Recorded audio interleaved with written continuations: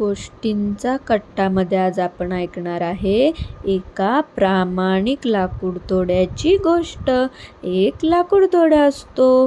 त्याच्याकडे एक लोखंडी कुऱ्हाड असते. तो ती कुऱ्हाड घेऊन जंगलात जात असतो आणि जंगलातली जी मोठी मोठी झाडं आहेत ती त्या कुऱ्हाडीने तोडत असतो. त्याच्यापासून जी लाकडं मिळतील ती सर्व तो गोळा करत असतो आणि एका लाकडाच्या व्यापाऱ्याला ती लाकडं देत असतो. मग तो व्यापारी त्याला पैसे देत असतो. मग तो संध्याकाळी घरी येत असतो आणि ती जी कुऱ्हाड आहे त्याची तो एका खिळ्याला अडकून ठेवत असतो. परत दुसऱ्या दिवशी सकाळी तो तीच कुऱ्हाड घेत असतो आणि पुन्हा पुढे लाकूड तोडण्यासाठी जात असतो.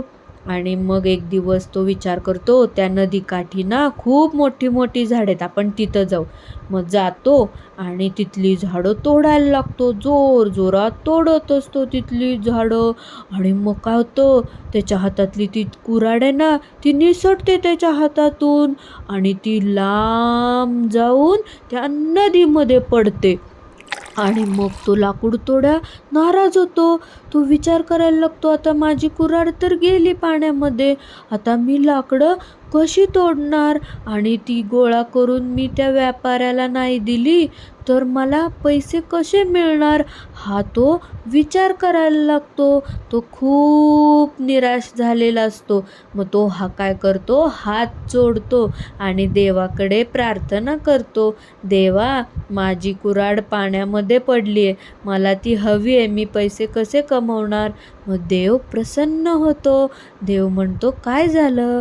मग तो लाकूडतोडा त्या देवाला सर्व काही घडलेला प्रकार सांगायला लागतो, की तो कसं झाड तोडत होता आणि त्याची कुऱ्हाड पाण्यात पडली असं तो सांगतो आणि देवाला विनंती करतो, देवा प्लीज मला माझी कुऱ्हाड देशील का? असं तो देवाकडे विनंती करत असतो.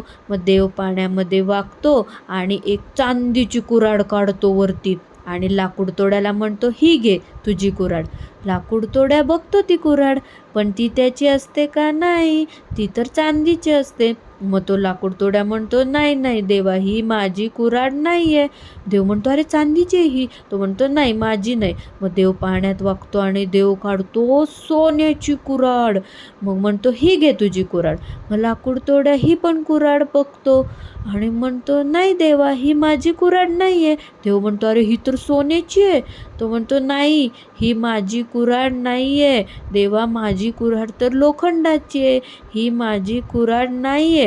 असं तो देवाला सांगायला लागतो. तो म्हणतो, मला माझीच कुऱ्हाड पाहिजे जी लोखंडाची आहे, असं तो देवाला सांगत असतो.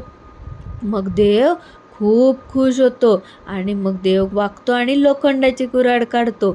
मग म्हणतो, ही आहे का रे तुझी कुऱ्हाड? मग तो लाकूडतोड्या खुश होतो, देवापुढे हात जोडतो आणि म्हणतो, हो देवा, ही माझी कुऱ्हाड आहे, ज्याने मी रोज लाकडं तोडतो आणि पैसे कमवतो. मग देवाला एकदम आश्चर्य वाटतं. देव म्हणतो, मी ह्याला चांदीची कुऱ्हाड दाखवली, सोन्याची दाखवली, पण हा म्हणला माझी नाही आणि ह्याने ह्याचीच लोखंडी कुऱ्हाड सिलेक्ट केली. मग तो देव म्हणतो, तू खूप प्रामाणिक आहे, तू खूप चांगला आहे, ह्या दोन्ही कुऱ्हाड तुला मी बक्षीस म्हणून देतो आणि तुझी लोखंडी कुऱ्हाड पण तुला घे. ह्या तिन्ही कुऱ्हाडी आता तुझ्या आहेत, तुझ्या प्रामाणिकपणावर मी खूप खुश आहे, असं म्हणतो देव. गोष्टीचं तात्पर्य आहे, प्रामाणिकपणाचे फळ नेहमी गोड असते.